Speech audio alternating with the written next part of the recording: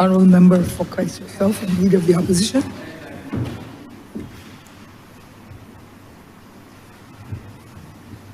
Yes.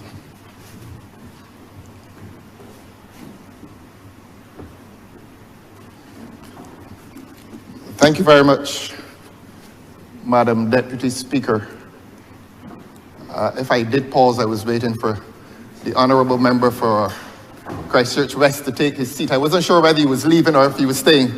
And happily he's staying to join his colleagues who were present, all 5 of them.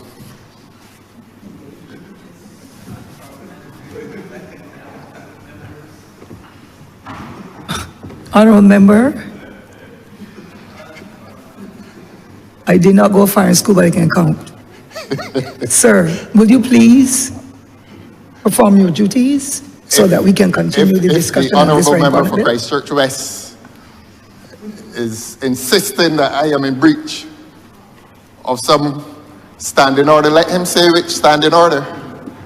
And let him say... Sir, I've given you the floor that you can respond to the Honourable Member of Tourism's matter and order paper number 10. Please. And you will notice, ma'am, that I sit whenever I'm interrupted by another speaker, in keeping with the standing orders.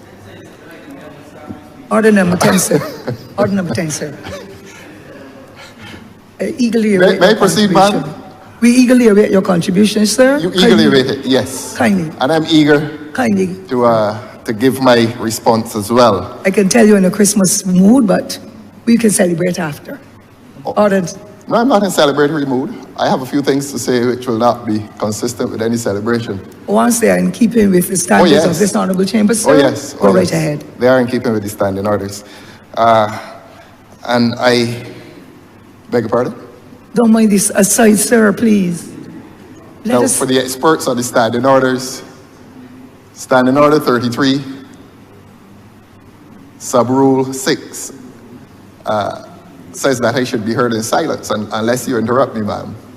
So for the absent expert, when he comes, he will relate that rule to the chair, to Your Honour. Now, as to what has come before the Parliament this morning, I want to assure the Honourable Member for St. Michael West Central that I don't regard his business here ever as anything other than sober. And indeed, before he sat, he told this chamber that it is a technical piece of legislation. Of course, if it is technical, it requires sobriety, and he is well qualified in the art of sobriety. Whenever he comes, that is his nature. It's very sober. It is not also to say that it is soporific, because I want to assure him, the Honourable Member for St. Michael West Central and the Minister of Tourism, that I never meet his sober presentations with somnolence, so that I listen to everything he says, and as I always say, I take notes, and that was one of the many notes that I took. I would want to assure him that I do admire his modesty. It is rare to find a minister of government saying, and I quote, "I am no expert in these matters," and then he defers to his permanent secretary and his technical staff that he brings here, much unlike many of his colleagues who come here with a rather different approach. So I want to express admiration to the Honourable Member for the manner in which he visits this Honourable Chamber. And as I said earlier, he spoke to an audience. If I speak for myself, I will assure him that I listened to every word, and that nothing that he said met with any somnolence on my part. I, of course, am unable to speak for his cabinet colleagues, all of them who are present, all 5 of them who are present. I cannot speak for them. I know that this is obviously a very busy government, and that he enjoys the luxury only of some of his cabinet colleagues today, but I want to assure him again that he had my rapt attention. I do, however, want to, on behalf of the people of Barbados and the people who are interested in the marine environment, I want to ask him, not necessarily today, but in future, to produce for the people of Barbados a report card on the state of our marine environment. And it is not a heavy task. There are just a few areas in which we are obliged to speak for and on behalf of those who are interested in this precious marine environment. We want to know what is the state of the reefs which were reportedly damaged by the cruise ships during COVID.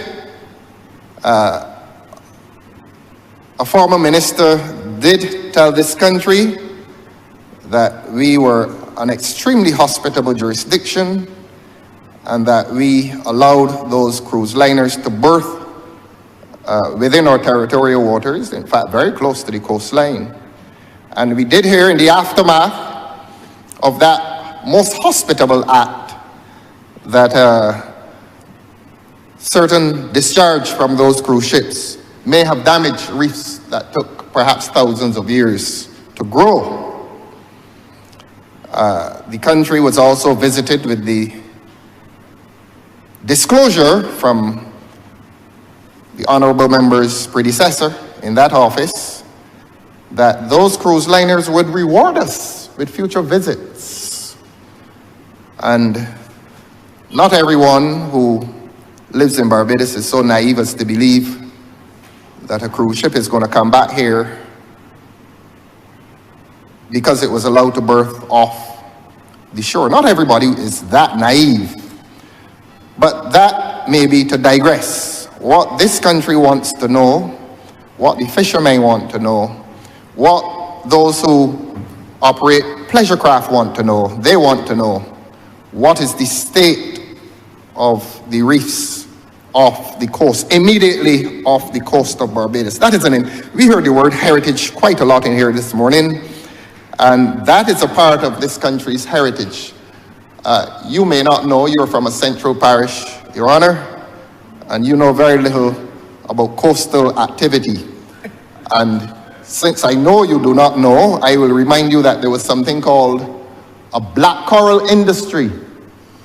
And you tend to be rather bejeweled, but I've never seen you in black coral, so that I confidently assert that you don't know that there was something called a black coral industry. And it was a very thriving industry back in the 70s, 80s, and 90s. I think it went as far as the 90s, but it did not. That industry, I don't believe, depleted the coral as much as those grateful cruise ships may have done. So that the honorable member for St. Michael West Central is always so kind and sober as to receive from his technical people a report as to what happened to our coral reefs in the aftermath of famous hospitality by his predecessor in office. We are told as well, we can place a second report on this report card, a second item on this report card. The country will probably wish to inquire of the Honorable Minister as to possible damage to reefs on the West Coast. Reports are coming to us that there is work going on that coast, needed work to replenish the beach lands, the beaches, except that the government will want to ensure that that work, that heavy work, is done in a manner that protects our precious reefs off the West Coast. We know that diving, pleasure diving, is an important part of heritage tourism, and it is a part of our heritage tourism that will disappear if we, at the same time, destroy the reefs off the West Coast. So that I know this minister is very diligent and industrious, and he will seek from his technical people a report on the state of the reefs off the West Coast in the aftermath, and as a result of the heavy work going on there, he will seek, the honorable member will seek that report and come back to this chamber and tell the people of Barbados what is the state of the West Coast, and more particularly, what is the state of the reef population of the West Coast as a consequence, or as a result, I beg your pardon, of the heavy work that may be going on there. I drive through Bridgetown every morning, including this morning, and in spite of the decline of our major thoroughfare, Broad Street, I love to drive across the bridge. I think it's called the Chamberlain Bridge, and to look left and to look right and to admire the work that was done some years ago on the inner basin that travels now as far as the globe. I really do admire it. That is one of the pleasures of a journey through Bridgetown.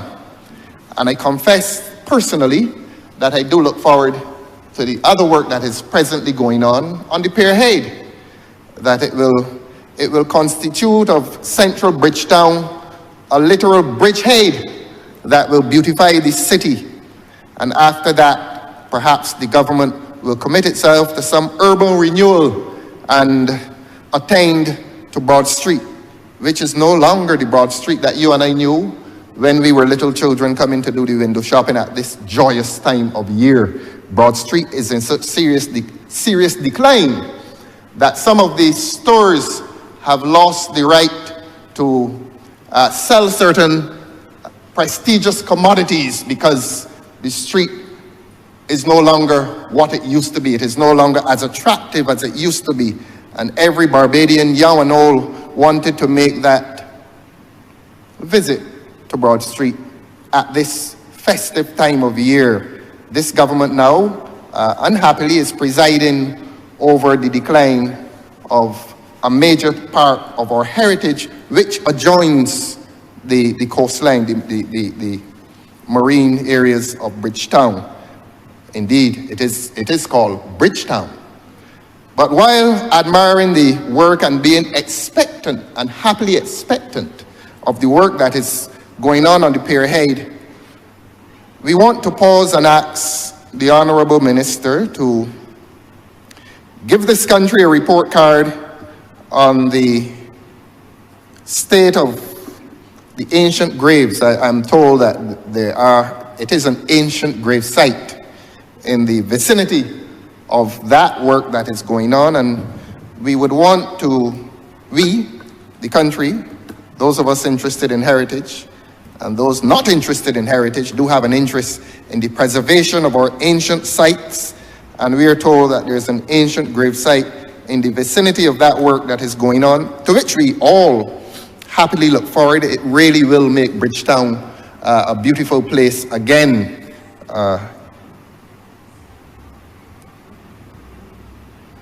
And we want to be certain that there's preservation. If there's that grave site there, that ancient grave site, we want to be absolutely certain that that site will be preserved and indeed will be incorporated into the work that is being done there as a place of some historical interest.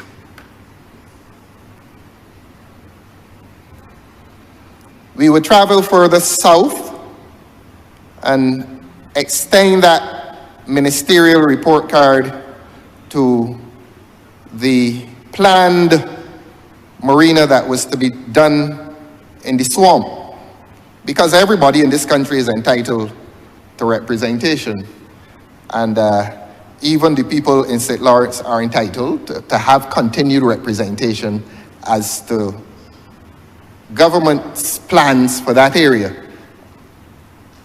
Please do not accuse me of digressing, Your Honor, if I say that it was an unhappy period in the lives of people along that coast when they read in the newspaper that their lands would have been acquired by government. I don't think they were told by any telephone call from the ministry. I think Housing and Lands in this regard. A neighbor saw it in the newspaper and told another neighbor, and word went around that the sword of Damocles was swinging over the people of St. Lawrence and Dover, and that their lands were to be acquired, and that the acquisition of those lands was related to a governmental enterprise to place a marina in a swamp. And those who are environmentalists were shocked. They were appalled that such a plan could have been hatched to destroy a wetland for the sake of a marina. Now, the government has never officially told the people there what has happened to the plan. If the plan had gone through, of course, the shelf, the coral shelf that lies in that lagoon off St. Lawrence would necessarily have had to have been dug up. So that a minister a few years ago used the term environmental madness. That would have been an entire mental asylum if it had been done of that, rather than environmental madness. That would have been an entire asylum. I don't know how you could have destroyed that area to have boats come in to a swamp. And I was told by the experts at the time, not many, 4 or 5 years ago, that you could not carry seawater into that area, into that wetland, because that wetland had fresh water seeping from its subsoil, and therefore you could not mix seawater with the fresh water. You would have destroyed the entire area. Government, however, has not officially said what is its position. We know that the plans were started. We know that the land acquisitions were started. We know that the entire back page of one of the local newspapers carried a large article which spoke of the plan in some detail. All that hopefully is behind us, but this offers the government an opportunity to say whether that project is well and truly behind us. Welcome. To say whether, welcome. To say whether that, this is the spirit of the season, ma'am.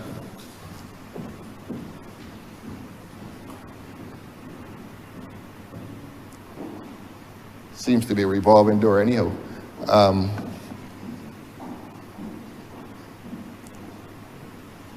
You know, this minister who spoke this morning is really entitled to address on matters as serious as this. He's entitled, a good minister of tourism is entitled to address a large body of his colleagues here, but I leave that alone.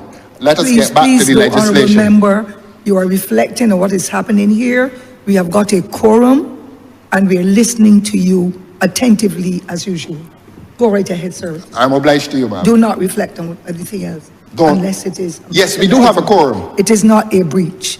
Please continue. It is not a breach. Please continue, sir. I'm listening. I'm relieved to hear you give that ruling, because there's some experts around here who tell me that I can't yearn for the presence of my parliamentary colleagues. I yearn for their presence. I do yearn for their presence. I love to see them here in abundant numbers. But mine now is a lament. Sir? But you will permit me to go on. There's another member speaking. Yes, sir. Yes, sir. Please continue, because we all have histories of being present and not present. So let us keep focused what's happening currently before I too reflect on some challenges that we know have been in existence for quite a few years with others. Sir, can we go ahead? Thank you. You were listening carefully. Yes, ma'am. To your decision. Let us acknowledge the spirit of the season. We need to, but if you're reflecting on other members' movements and the activities and so that are not impacting on the important business of this honorable chamber, I would rather you, sir, stick to the discussion. Yes. And let us go forward in faith and in unity at this time of the Christmas season. Yes. Thank you, sir. And it was in the spirit of that season that I was yearning.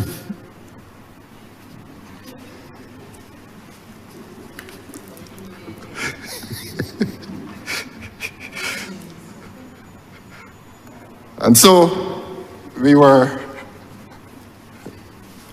seeking to guarantee the rights of those who live in St. Lawrence and to guarantee them, or to guarantee to them, that their lives will not be disturbed by a very ambitious government that wanted to put seawater in their yard.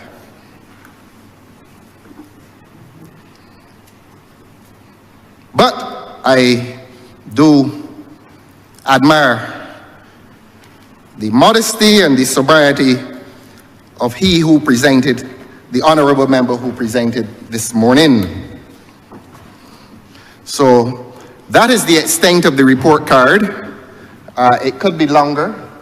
The honorable member spoke for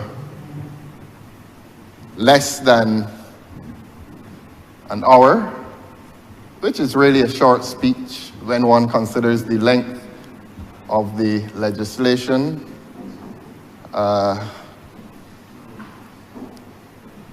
right. I shan't be distracted, Your Honor. I will not be distracted. Beg your pardon?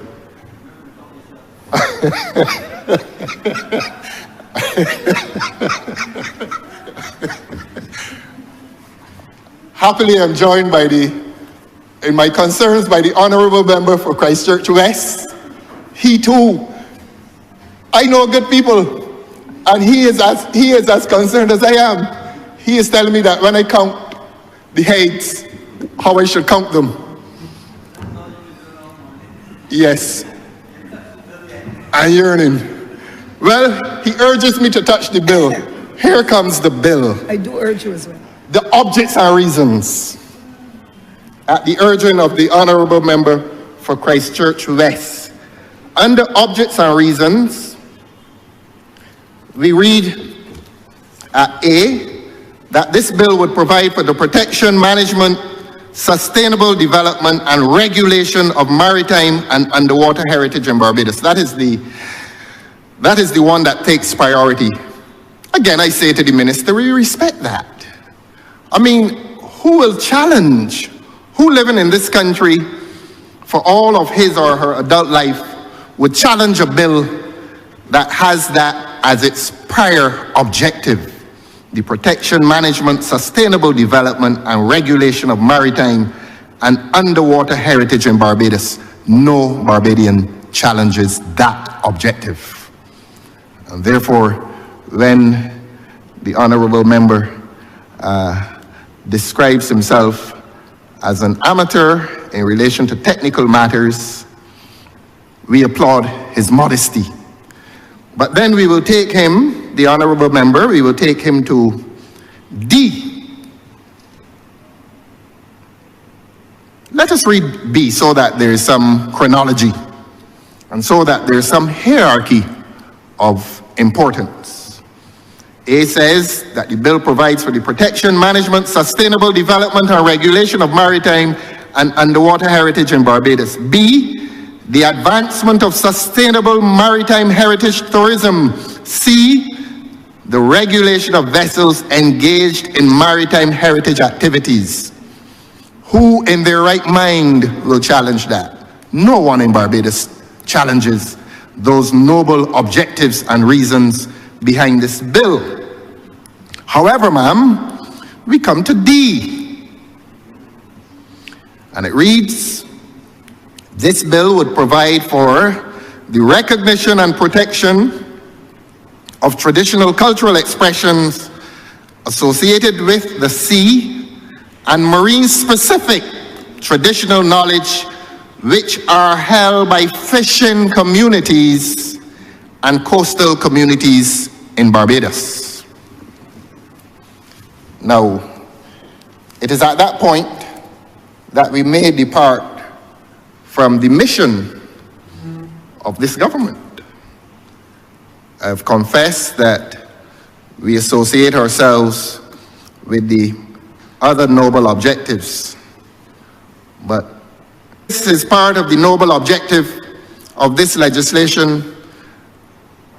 I beg leave of the Honorable Minister who presented to depart from any association with the object that seeks to recognize and protect cultural expressions associated with the sea in regard to fishing communities.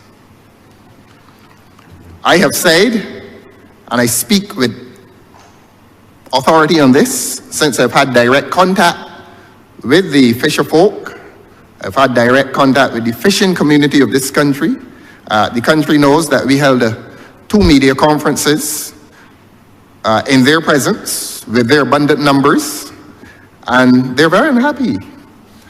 And they're unhappy because they believe that the government is failing to recognize them.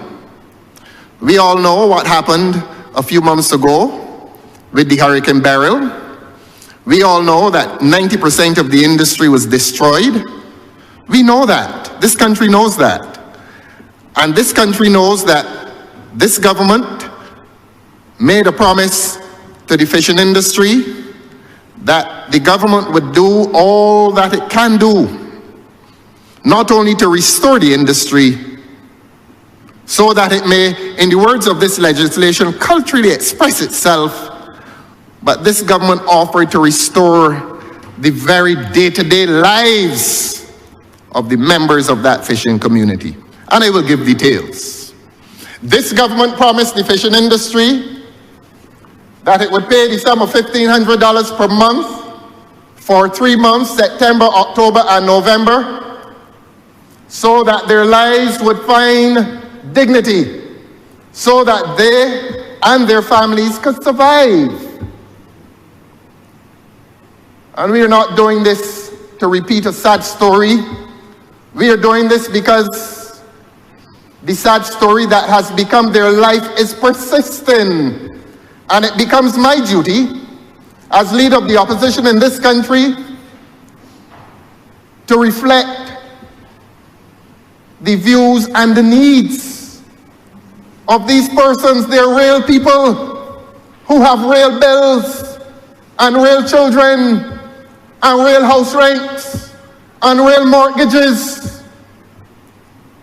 And they make, or they desire to make, real trips to the supermarket. But the view apparently is that this country's life may continue in spite of the suffering of people. And if there's one fisherman or one vendor suffering, my voice has to be heard in here. Their plight will not be and must not be neglected in here. And I'm asking this compassionate government, I'm asking them to pay some attention to the promise that was made months ago to the members of that community. And this is not political intervention. This is a matter of human rights. That in the first instance they were promised 3 months, a payment of $1,500 per month over a 3-month period. Some have received it. On what basis, we don't know. Is the government discriminating politically? We don't know.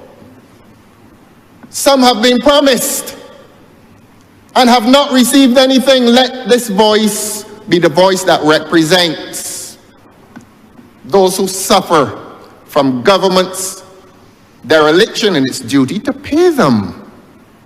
It is not a lot of money. when one considers how much money this government has, and another piece of legislation may well visit this chamber at some point, which will involve millions of dollars in concessions, millions. Cannot this country pause to concede? A widow's mite, MITE, in concession to people who suffer? Must I say this? Must I invent another language in which to say this? Pay the people the money you promised them. If it is a moral obligation, so be it. Moral obligations do have weight. We have not come here to argue legal obligations, although on the matter of law, we still state our position to be that they were lured into an unsafe territory, that those boats were lured by government's promises into unsafe territory. But we are not arguing the law this morning. We are arguing morality and decency. And we are saying that if the government claims to be compassionate, please,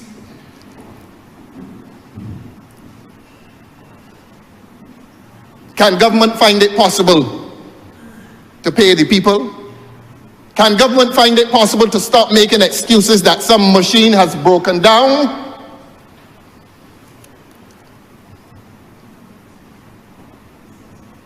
We don't all live glamorous lives. We're not all high-powered executives.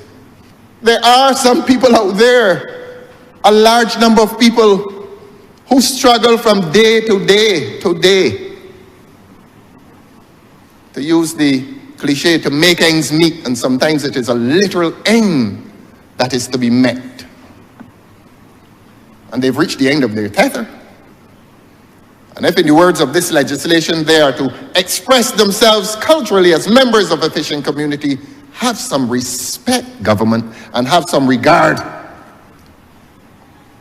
for the pleas that are uttered in government's direction. There are many of them who have not received a payment. Please, government, please pay the people. Today is the 10th of December, I believe. We are 15 days away from what we want to call the festive season, a day of the height of the festivity, Christmas Day. And we have people in this country who have not committed any crime. They haven't done any wrong. They just put their boats in a confined area, had the boat and the industry destroyed. That's all they did, at the invitation of government.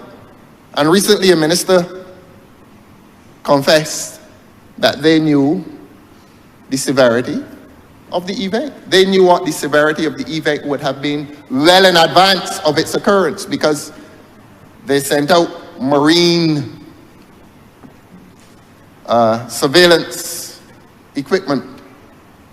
And that minister said they knew that the waves would be high well in advance of the event. It's there. There's a video of it. I think the term he uses, autonauts. We had autonauts, and those autonauts had satellite connection. And therefore we knew. It's there, honorable member. It's there. I'm going to send the video to somebody who knows you, and he will send it to you.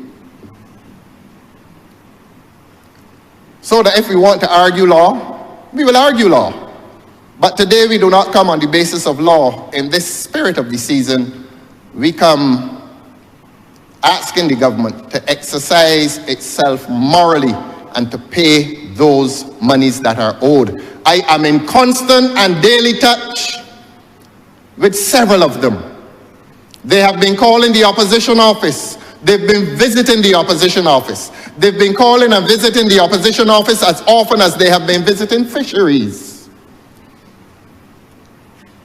They have been, and I wish that I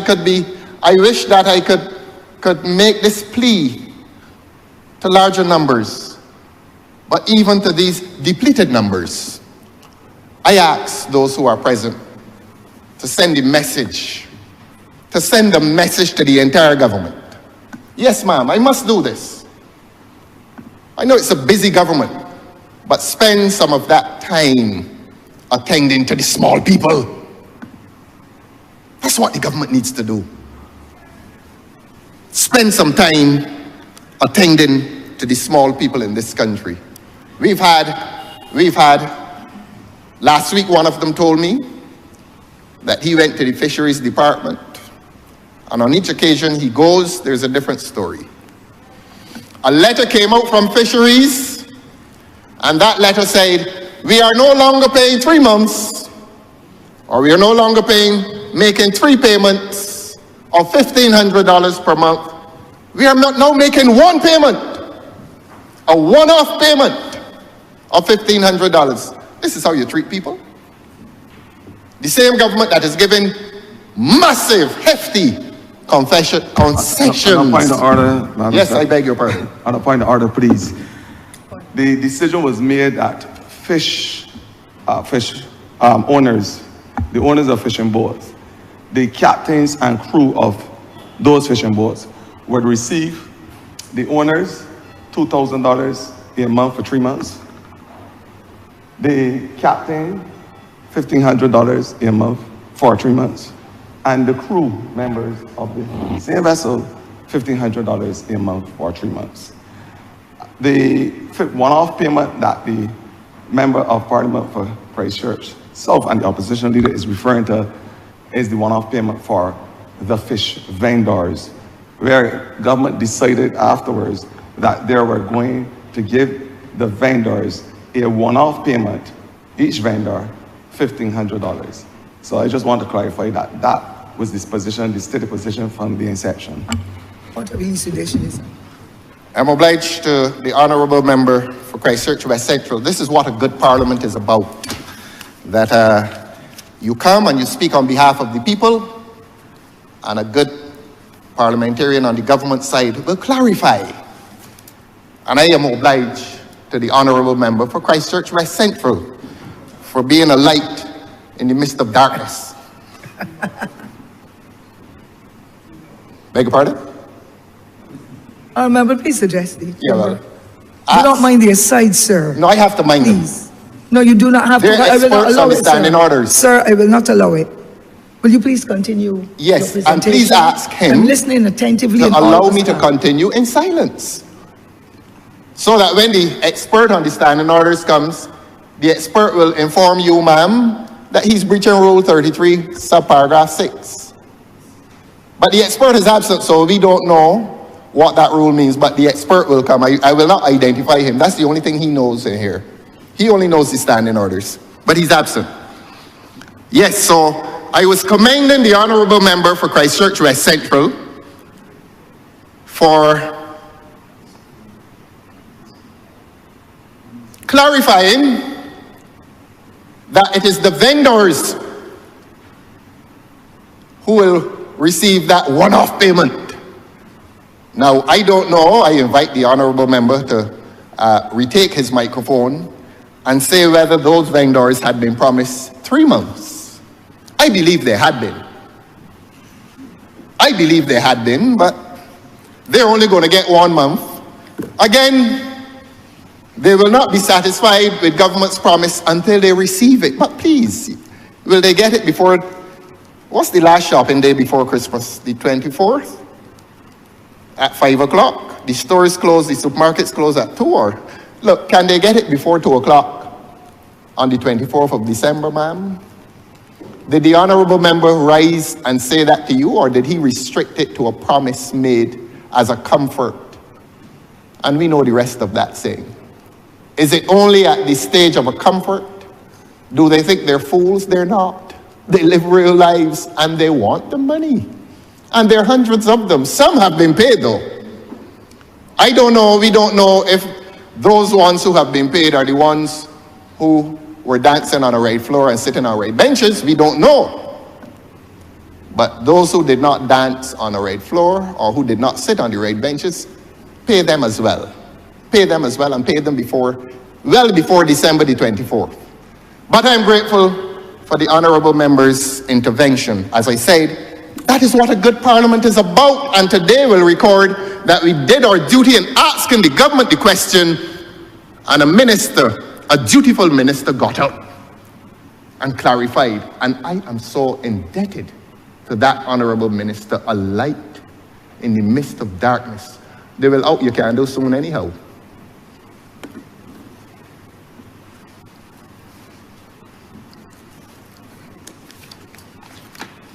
And so, Your Honor, I believe that I've done my duty to those fisherfolk.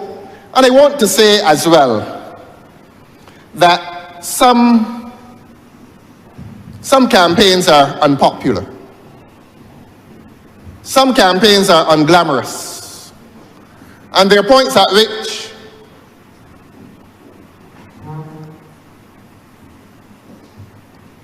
I continue to yearn. There are points at which, let me proceed, ma'am. There are points at which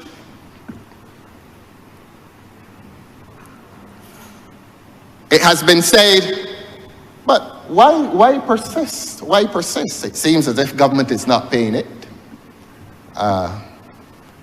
It seems as if the government can become accustomed to the suffering of people whom they may not regard as being important people.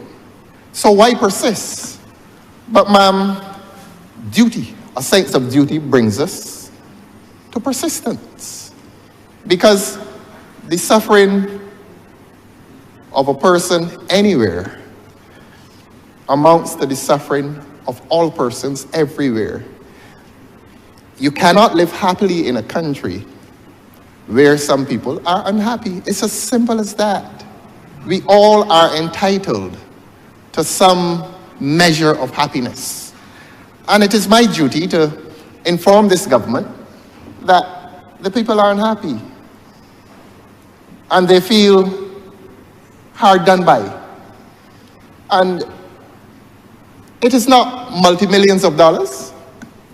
And that is what hurts us. It is not multi-millions of dollars.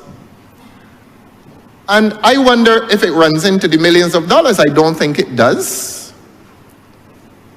It may be in the hundreds of thousands. But what will make the people of Barbados even more disappointed is that it is a very expensive government. It must be fairly expensive to run this government, having regard to its numbers, its abundant numbers. Of course, well, I'm not going to flog that horse to death. But it is a government of abundant numbers. I leave that where it is. I've made that point often enough. And so while you have an expensive government running itself, the minister says that the vendors will receive only a one-off payment. And the honorable minister, in his generosity, did not also say to the people of Barbados and to those vendors why they will only receive a one-off payment. It just is the case that you're going to give one payment of $1,500 to the vendors. The captains, presumably, there was no further elucidation on that or detailed elucidation, but I came away with the impression that the captains will receive the promised 2,000, is it 2,000 per month? Beg pardon? 15 for 3 months. So that, ma'am, isn't this a beautiful place sometimes? The minister is correcting me. He is informing me. And that is good ministry. Why is he so alone in that regard?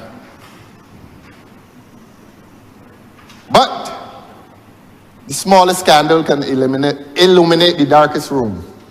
But I hope that they keep his candle burning. I certainly hope that it continues to burn in the midst of the encroaching darkness.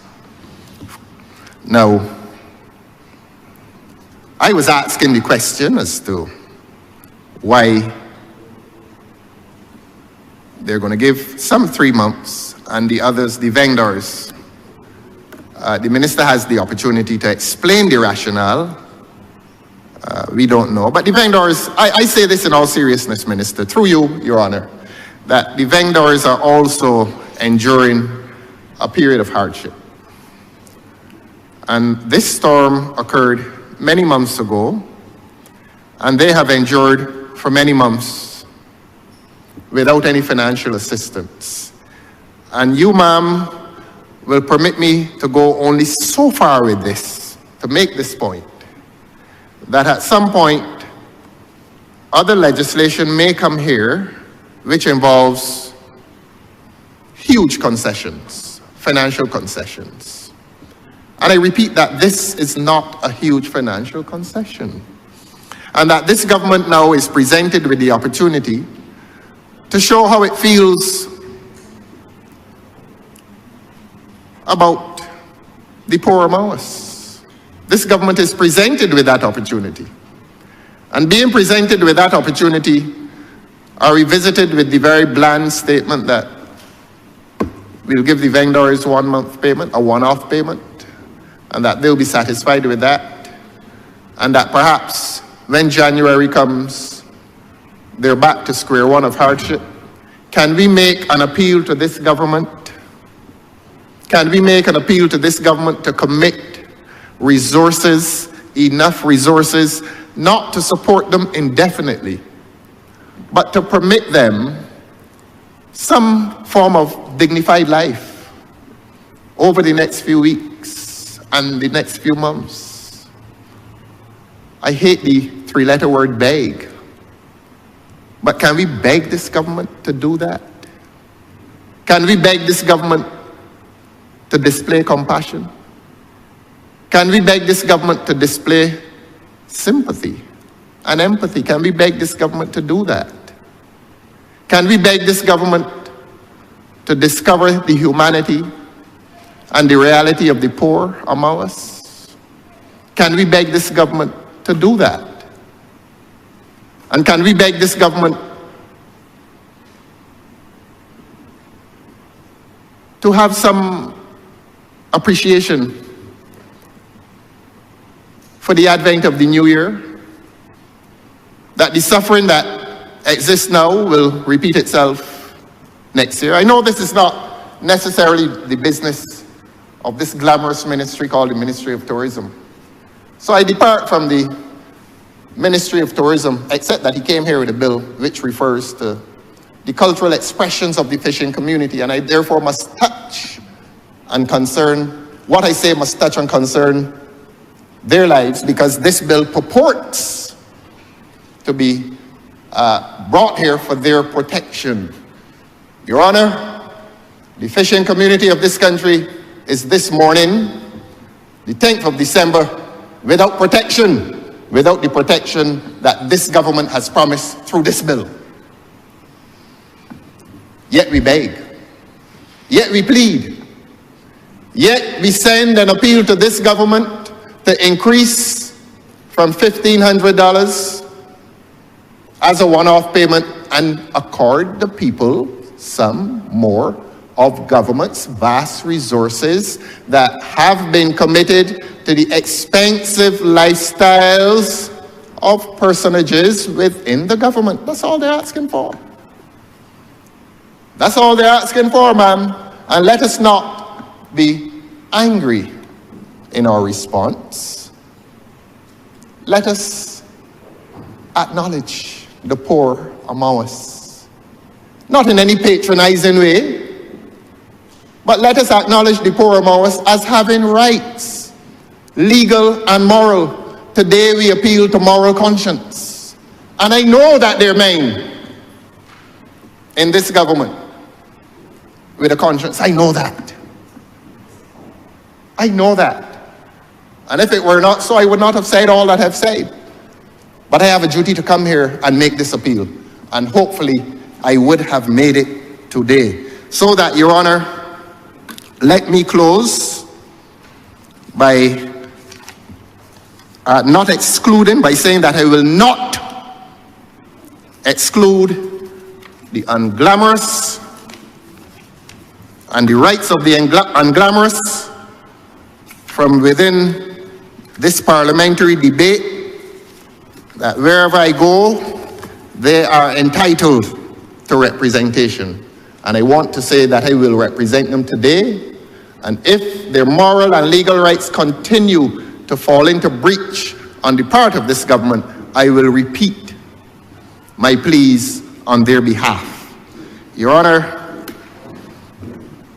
again, I close by indicating that there's support for the noble objectives of this bill insofar as it attempts to protect our precious marine environment, or especially close to the coastline. That must be protected because, as I said, many Barbadians make a living as a result of that marine environment. Many of them do. It is a place of congregation for many tourists, and then there's commercial intercourse, the selling of objects and so on to the tourists by the locals. And so I must associate the glamorous with the unglamorous, and I must speak for both. And I close in saying, I speak for the legislation in terms of protecting the marine environment, and I speak for the legislation if it purports or intends to protect members of the fishing community. But I must accuse the government today of not protecting the interests of the members of the fishing community because it has failed. And I'm sorry that it has failed to do this. But the government has failed to protect them. And they want to wake up tomorrow morning like all of us. And they want to eat tomorrow morning like all of us. They want to have a happy Christmas like all of us. And it's less than 500 people, it's probably less than 400 people. Yes. Yes. This is a minister with a conscience, please. Please, minister. I haven't come here to engage in invective or abuse or any carping criticism. Nor ever. Yes, oh, I do criticize this government, as is my duty. You remember, you left out scrutinize. My turn. But in that spirit, in the spirit of Christmas, in spite of the shouting from the north, you hear him? You hear him, man? Man, let me wrap up, man. You want me to attack you? Honorable member, please. You cannot speak to another member across the chamber. You heard. Please make you heard your the deputy concluding speaker, remarks, sir. He heard you. I heard you loud and clear, and I don't think it is parliament. You heard him as well. Yeah, acceptable. You didn't hear him, ma'am? No, sir. You didn't hear him. Would you please conclude? We will always get a side. You've been here, member, many years. You will get a side, but we overlook them, ignore them. Would you please make your concluding remarks, sir? You've been going fairly well.